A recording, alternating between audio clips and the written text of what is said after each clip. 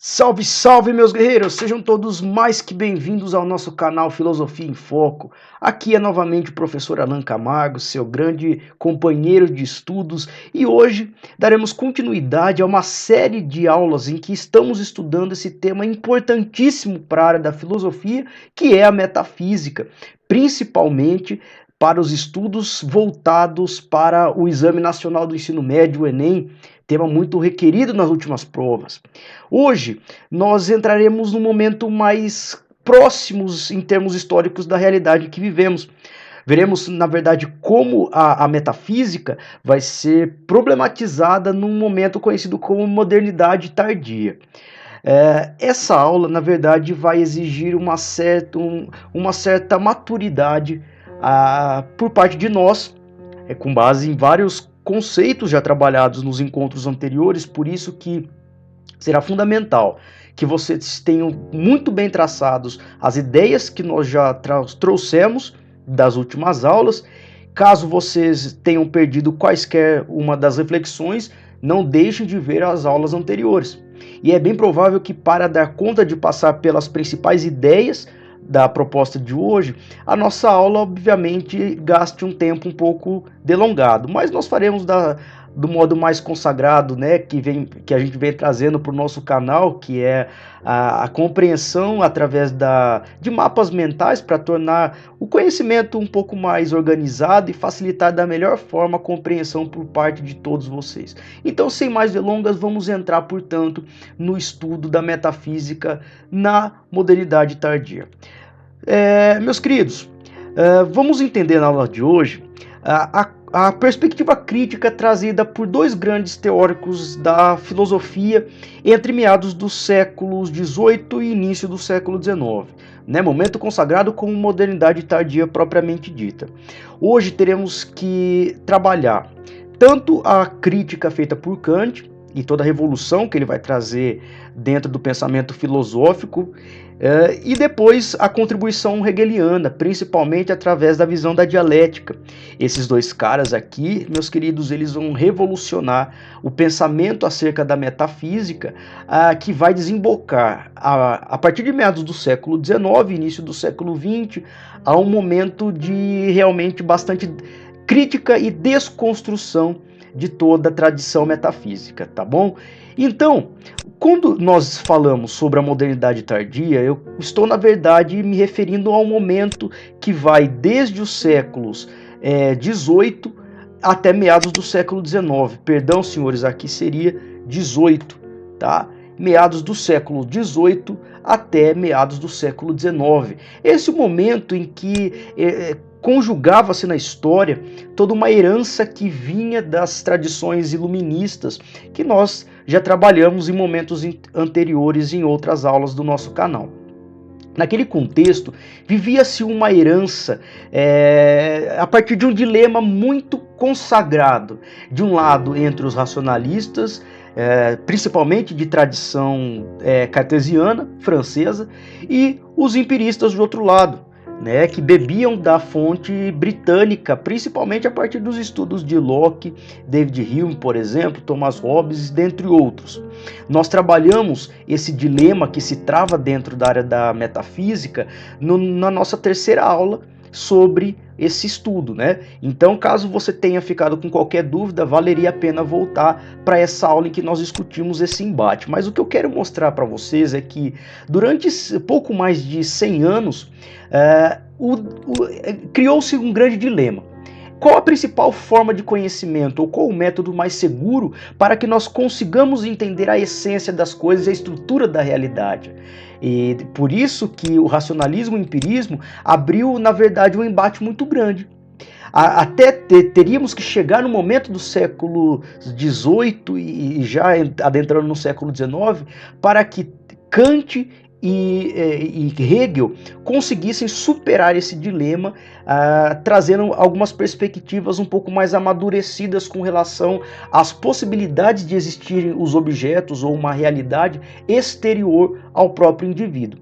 Nesse momento vivíamos, obviamente, já algumas consequências, digamos, até críticas com relação ao cientificismo dos séculos XVII, principalmente de tradição newtoniana, e agora passa a se questionar, na verdade, se de fato existe os objetos possuem uma essência que pode ser conhecida ou pode existir fora da consciência humana. E se de fato elas existem, como é que nós poderíamos, ou se nós poderíamos de fato conhecê-la? É nesse sentido que nós já construímos uma visão um pouco mais amadurecida quanto ao estudo da metafísica, e que aqui teremos a grande contribuição de Kant. Kant, na verdade, pessoal, ele vai fazer uma grande oposição tanto aos racionalistas quanto aos empiristas. Kant entendia, interessante na sua visão epistemológica, ou seja, da teoria do conhecimento, que os racionalistas, embora consagrados na história, tinham falhas em suas teorias, na forma como apresentavam o seu método. Assim como os empiristas também, apesar de consagrados e do mérito trazido para a área do estudo da metafísica, também tinham limites em suas teorias.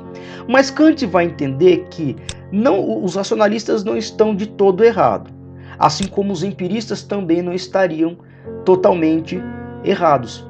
Na verdade, seria mais lógico para Kant entender que as falhas do racionalismo, na verdade, são completadas pelos empiristas. E aquilo que os empiristas não deram conta de explicar, na verdade, eram conquistadas, eram contempladas pela metodologia racionalista.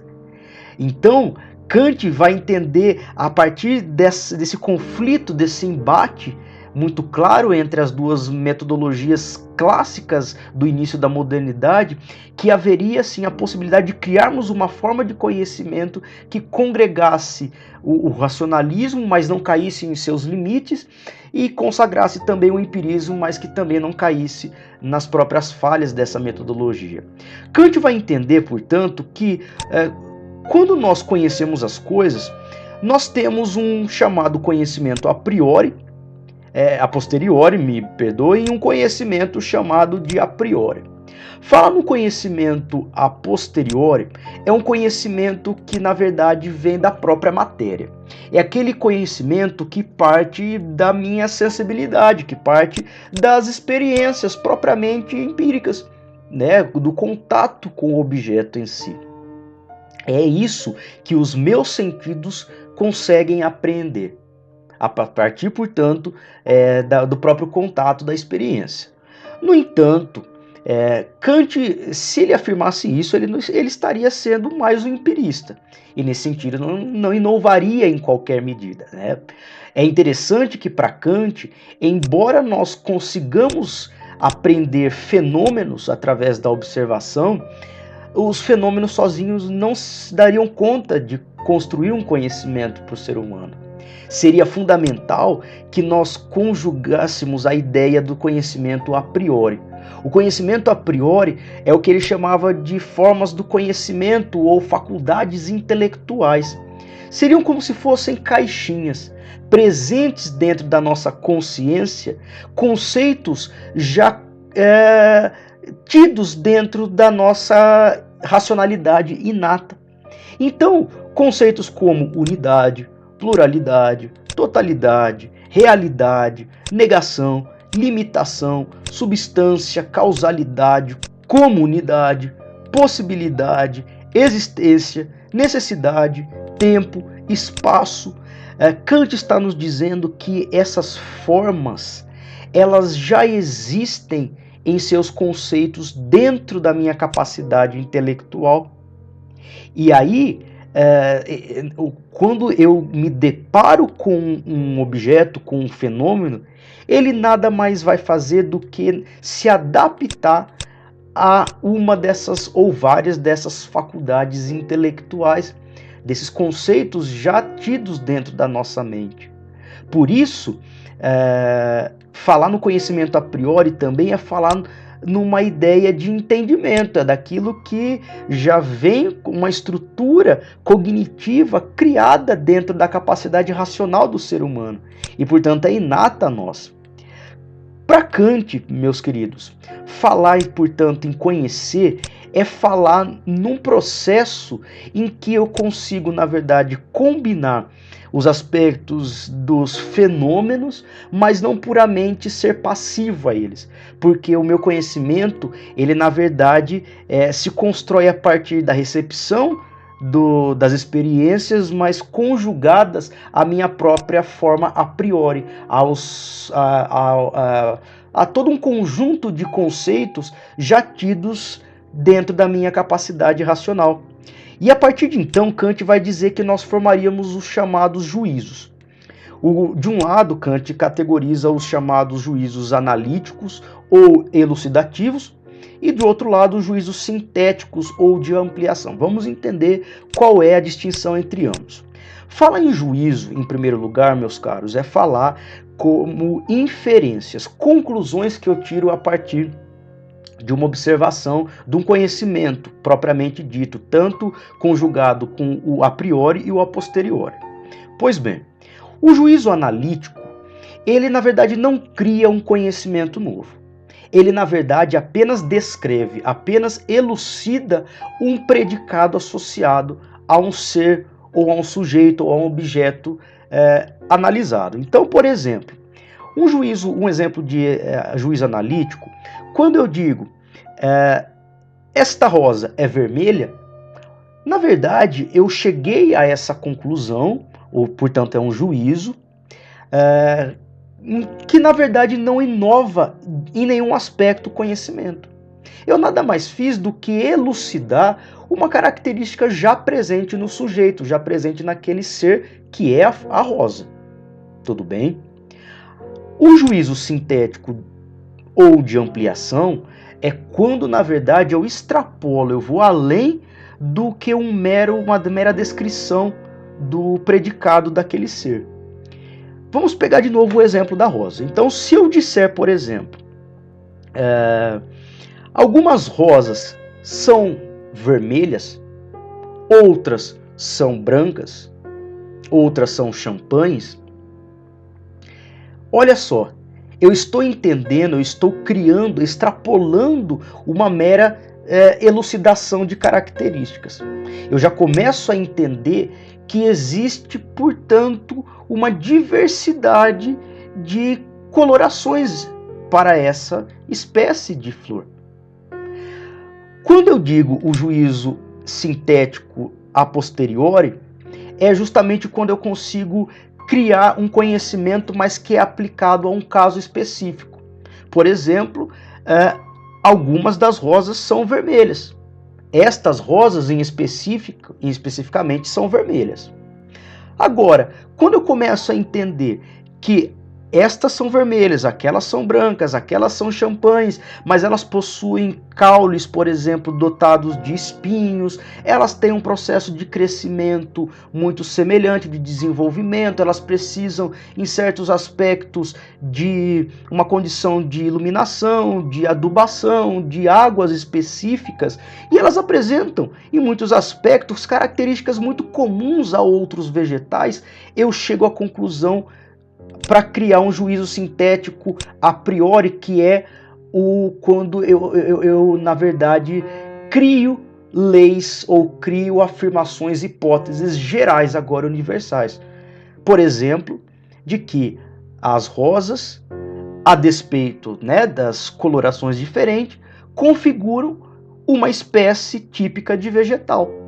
Então eu agora reuni todas as rosas, independente da coloração delas, sob uma única afirmação. Elas fazem parte de uma espécie, de uma das possíveis espécies vegetais, por exemplo.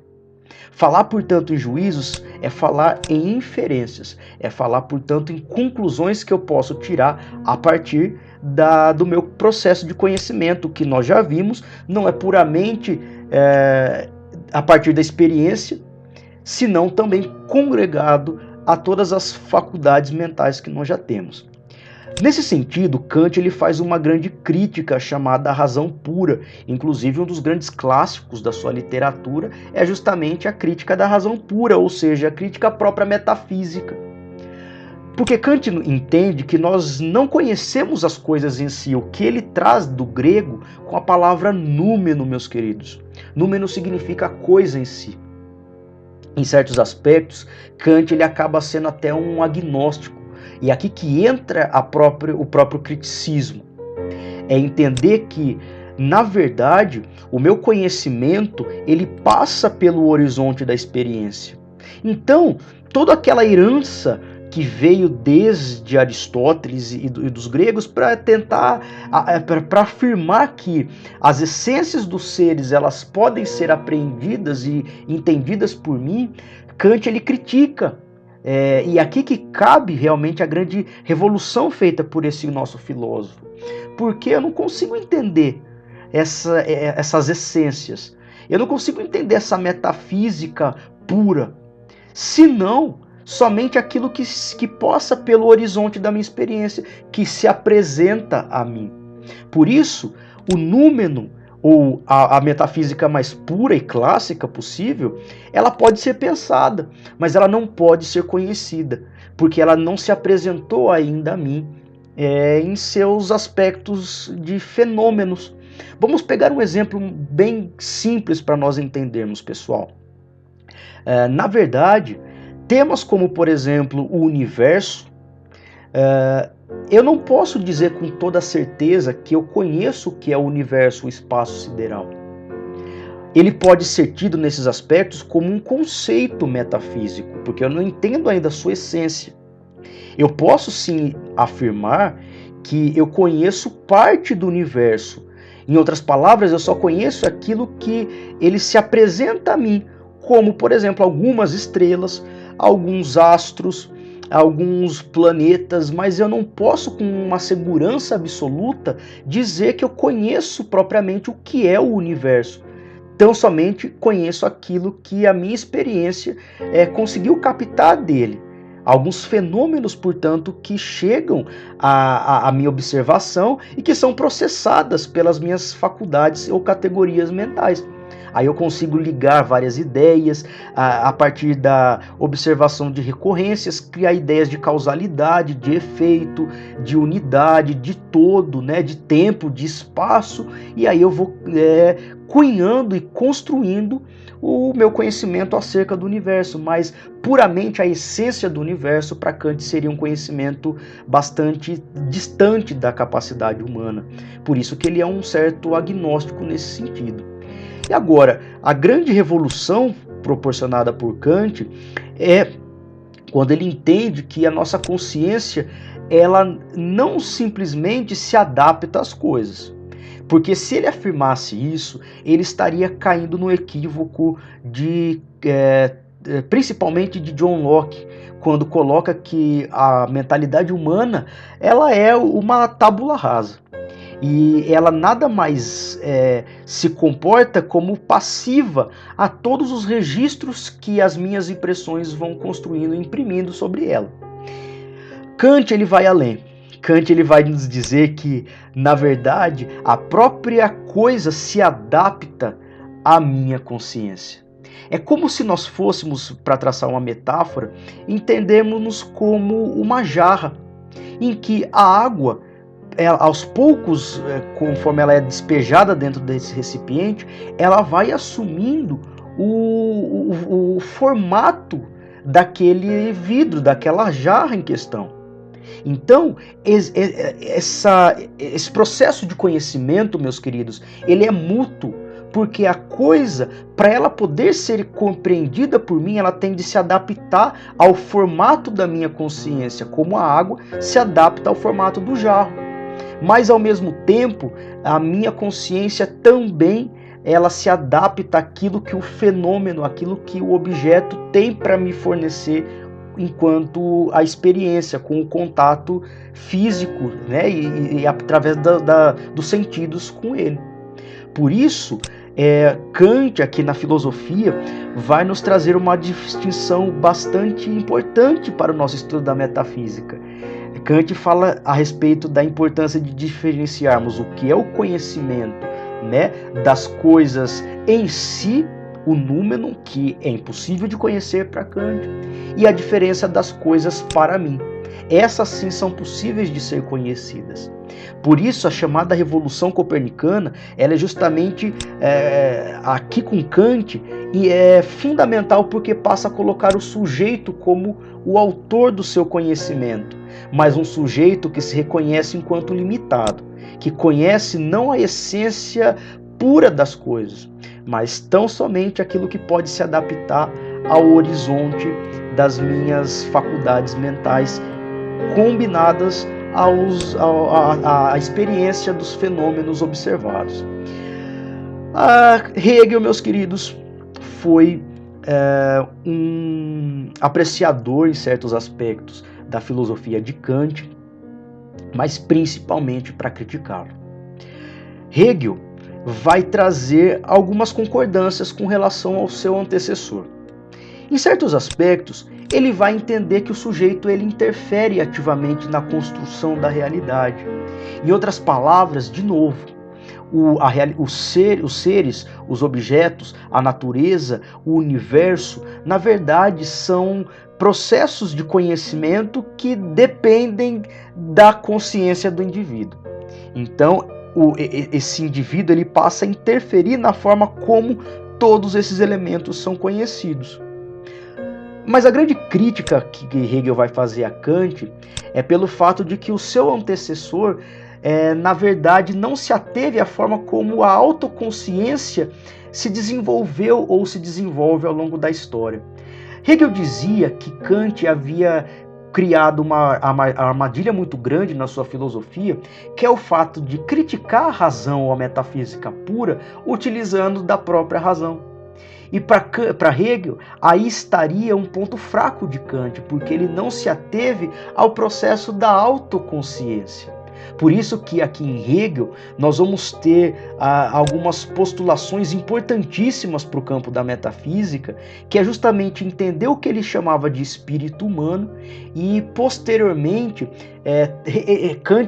Hegel, ele resgata todo o debate, a importância da filosofia trabalhar a essência dos seres, mas de um modo um pouco mais sistematizado aqui sobre a ideia da dialética, que nós já vamos falar daqui a pouquinho. Então, falar no espírito humano é falar na própria consciência que nós, seres humanos, temos, né? É falar, na verdade, na importância que nós, enquanto seres subjetivos, damos ao fato de estarmos num determinado lugar, ao fato de enxergarmos o mundo de uma determinada forma, ou seja, valoriza-se muito aquilo que é subjetivo. Para Hegel, se nós então temos essa consciência com relação ao mundo e com relação a nós mesmos, passamos a entender que a história, que a verdade, ela é muito subjetiva. E esse é um dos temas marcantes dos seus escritos, a busca por problematizar novamente a verdade. Até então, na filosofia, entendia-se que a verdade ela existiria e que da tradição grega, a própria aletheia, eu posso ir lá e tirar o véu das coisas para entender as verdades. Hegel não está nos dizendo que a verdade ela é construída. A verdade ela é muito subjetiva, porque ela não existe fora ou acima da consciência humana. Ela depende da vontade humana. Em outras palavras, o que é verdade para mim pode não ser para o outro e pode não ser verdade num determinado momento histórico. Quando nós tínhamos, durante a maior parte do medievalismo, o reconhecimento de que a Terra era o centro do universo, aquela era uma verdade subjetiva que era validada por aquele contexto histórico, social, cultural e filosófico. Quando nós já adentramos a modernidade, já falamos muito sobre isso em alguns encontros, toda a lógica da verdade geocêntrica ela é contrabalanceada, ela é negada pela lógica heliocêntrica. E esse é um dos grandes exemplos que provam para nós que a verdade, ela depende, portanto, da consciência humana que determina o que é aceitável e o que não é aceitável num determinado contexto ou num determinado momento histórico. Portanto, a gente reconhece, de novo, a importância da subjetividade no processo de conhecimento e não de uma objetividade como era trazida muito da tradição clássica do estudo da metafísica. Falar, portanto, nesse espírito humano é falar no somatório de todas essas manifestações de consciências humanas. E somente nós temos essa consciência de nós mesmos, né, e de que nós estamos atuando a todo momento na construção da realidade, na construção do conhecimento. É interessante que na filosofia de Hegel, a nossa consciência ela possui uma marcha na história. Ela possui uma certa evolução, por assim dizer.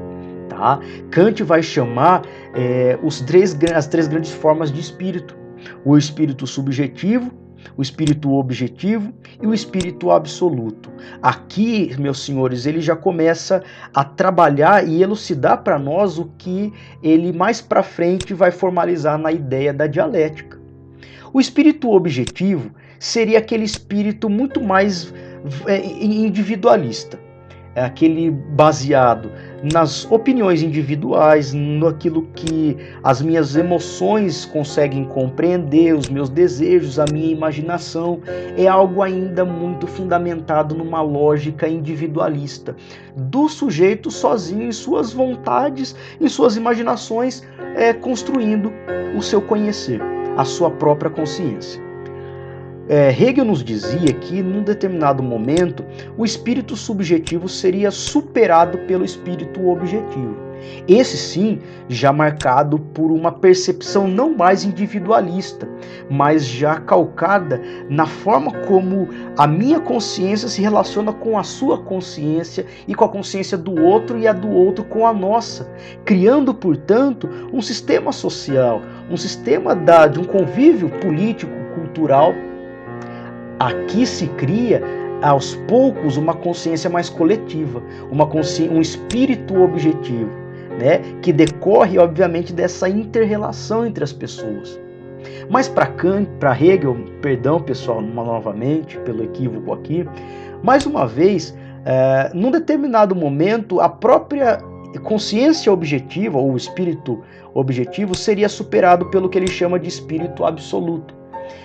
A própria consciência que se amadurece agora em direção ao pensamento mais filosófico, por assim dizer. E, portanto, uma consciência que entende a importância de si mesma e a importância que ela possui na construção da realidade. Portanto, a superação é o espírito absoluto, é a síntese de todas as anteriores e é o momento em que nós, indivíduos, nos encontraríamos a nós mesmos como sujeitos dessa autoconsciência que cria, que recria, que transforma, que interfere na história, que constrói verdades, enfim. Chegaríamos, portanto, nesse amadurecimento necessário. Percebam, pessoal, que quando Kant está dizendo que Hegel, mais uma vez, me perdoem, hoje está difícil, viu? Quando, na verdade, nós passamos por estágios, por assim dizer, da construção da consciência, de afirmação, de uma negação e de uma superação, de uma síntese, essa é a lógica do que Hegel postula como a dialética. A dialética, ela vai se inspirar muito nas ideias dos pré-socráticos, principalmente quando alguns clássicos como o próprio Parmênides ou o próprio Heráclito, quando tentam problematizar a ideia do ser, vão postular ideias como a possibilidade da transformação como sendo inerentes à própria essência do ser, ou o ser em si mesmo, né, como aquilo que não muda, que define, portanto, a estrutura da sua realidade, das verdades, passando pela própria dialética platônica com a ideia dos dois mundos, ou o pensamento também de Aristóteles, quando problematiza o movimento, a transformação, mas que ao mesmo tempo poderíamos conseguimos atingir, através de toda uma dedução causal, os conceitos mais gerais do ser enquanto ser. Ora, na verdade, meus queridos, Hegel vai buscar em toda essa herança clássica a importância de se resgatar para a filosofia o estudo do ser novamente. Tá? E por isso que Hegel ele faz muitas críticas a Kant, porque segundo Hegel, Kant problematizou muito a questão da razão, mas caiu na própria falha de trabalhar com ela mesma. Então é quando eu utilizo um instrumento para ser criticado, mas utilizando o próprio instrumento, era algo que para Hegel não fazia muito sentido. Mas Kant havia, quando colocado que nós não conseguimos entender a essência das coisas, o númeno, Kant, na verdade, teria posto um fim muito grande a uma área importante da filosofia, que é a metafísica, que é o estudo da essência das coisas. Então seria importantíssimo resgatarmos toda essa herança, mas agora Hegel traz uma postura um pouco mais amadurecida, que é a postura da dialética. É uma forma de conhecimento, é uma epistemologia, portanto, que nega muito do princípio da identidade do racionalismo. Esse princípio da identidade, que vem da herança principalmente francesa, cartesiana, da lógica, em certos aspectos até mesmo aristotélica, vai nos dizer num enunciado muito simples: A é A. Em outras palavras, quando eu falo A é A, na verdade eu estou dizendo que uma coisa, ela é aquela coisa. Princípio da identidade significa que aquilo que a coisa, que o objeto é o que de fato, portanto, o identifica. Para Hegel, esse princípio não daria conta de explicar. Na verdade, a realidade, na verdade, os seres, eles são muito mais entendidos pelo princípio da contradição. Ou seja, daquilo, na verdade, que o nega, mas permite ele existir ao mesmo tempo. Uma frase famosa de Hegel é quando ele nos diz que todo ser possui em si o germen da sua destruição e, portanto, de sua superação. Significa, meus queridos, que ao mesmo tempo nós estamos vivendo e morrendo. Para que alguma coisa aconteça, é preciso que a outra coisa não aconteça. Então, vamos pensar a ideia de uma árvore. A árvore, na verdade, ela é a negação do brotinho, que por sua vez um dia foi a negação da semente. Então falar em árvore, a síntese, ela na verdade derivou da antítese, que era o brotinho, que por sua vez era a própria negação da semente, do estágio da semente. Então, começamos a entender que a realidade, ela possui esse caráter dinâmico, esse caráter dialético, de transformações constantes, mas aqui que entra a ideia do espírito humano, porque o meu espírito também está constantemente superando-se, mudando, criando ou desconstruindo verdades. Então, o mundo e a minha consciência, ao mesmo tempo, ou numa lógica bastante interessante nesse sentido, eles estão se transformando. Essa é a lógica de entendermos, portanto, o ser das coisas, a estrutura da realidade de tudo. Para falar, portanto, na dialética, é entender que ela possui essas três grandes apreensões, que é a própria afirmação, mas a sua negação, a sua antitese, a sua antítese e a síntese de tudo isso. Eu entendo, portanto, que aquela própria lógica, quando nós dissemos aqui acima da marcha da consciência humana pela história, ora, isso aqui nada mais é do que uma própria lógica dialética, né, de como a nossa consciência se entende e como nós entendemos também as verdades. É muito interessante entender os seres dessa forma, num contexto de transformação. Os seres, na verdade, dependem de um para o outro existir. Hegel trazia muito a ideia do que ele chamava da dialética do senhor e do escravo. Meus queridos, o escravo só existe porque há o seu senhor. E o senhor, ele não seria senhor se não houvesse o escravo. Portanto, um depende do outro para que possa existir.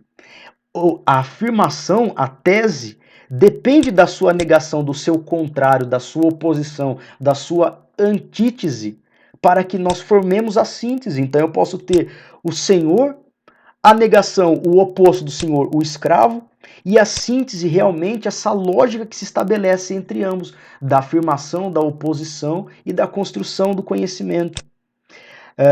Nós vamos dizer que a partir da lógica de Hegel, constrói-se um idealismo para o estudo da metafísica. O idealismo é uma visão de mundo que coloca muito a importância na consciência do ser humano. Os seres humanos pensam sobre si mesmos e sobre o mundo. Então, eu passo a entender que o mundo não é, na verdade, algo externo. Ele não é algo dado, né, exterior, portanto, algo fora, distante da minha consciência.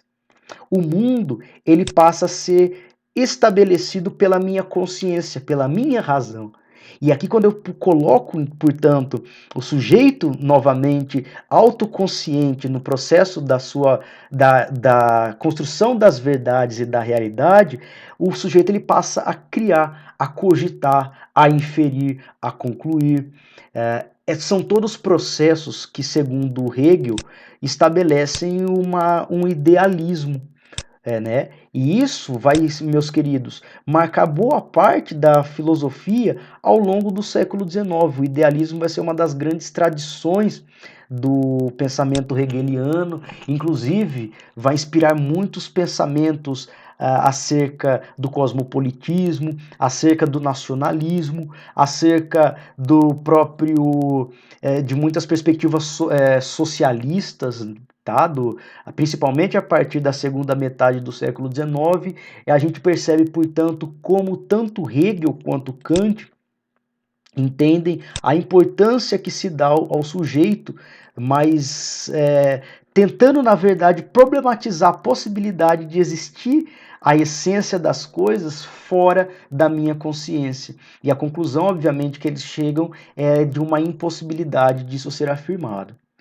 Portanto, meus queridos, fazendo uma breve revisão do que trabalhamos na aula de hoje, vimos que nesse momento conhecido como modernidade tardia, nós já vamos ter algumas perspectivas um pouco mais amadurecidas e já se colocando de forma mais crítica em relação à metafísica tradicional. Nós vamos passar a entender, tanto com Kant quanto com Hegel, a importância do sujeito dentro do processo de conhecimento.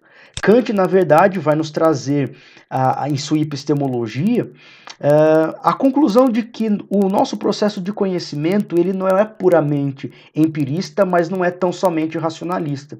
O conhecimento ele é construído tanto a priori, a partir das minhas faculdades mentais, dos conceitos que já são inatos à minha razão, por isso que ele critica a razão pura, porque ela sozinha não dá conta de conhecer. Ela sozinha não consegue criar conhecimento se não for preenchida por aquilo que a minha observação e os fenômenos trazem à minha percepção.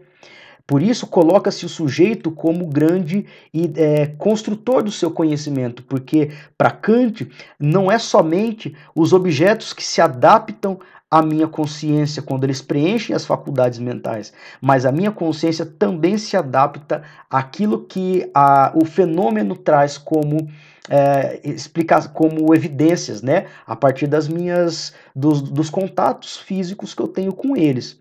Hegel, também importantíssimo filósofo da transição do século XVIII para o século XIX, vai também nos explicar que seria importante pensar não somente o processo, a epistemologia do conhecimento, mas o papel da nossa consciência dentro do processo que Kant teria, na verdade, deixado de lado.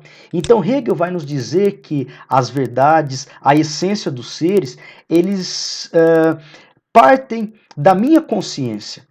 E a consciência nada mais é do que entender a subjetividade humana, que, na verdade, historicamente, ela é construída. A própria história é uma lógica da consciência humana. O espírito humano, como ele colocava, que no primeiro momento se coloca em aspectos muito mais subjetivos, e em outros aspectos já parte para uma mentalidade mais objetiva, quando se relacionada às demais consciências, no contexto social, e que é superada pela consciência absoluta, pelo espírito, como ele colocava, propriamente filosófico. E é aqui que nós conseguimos entender que os seres, na verdade, e a minha própria consciência, ela está constantemente sendo alterada ao longo da história.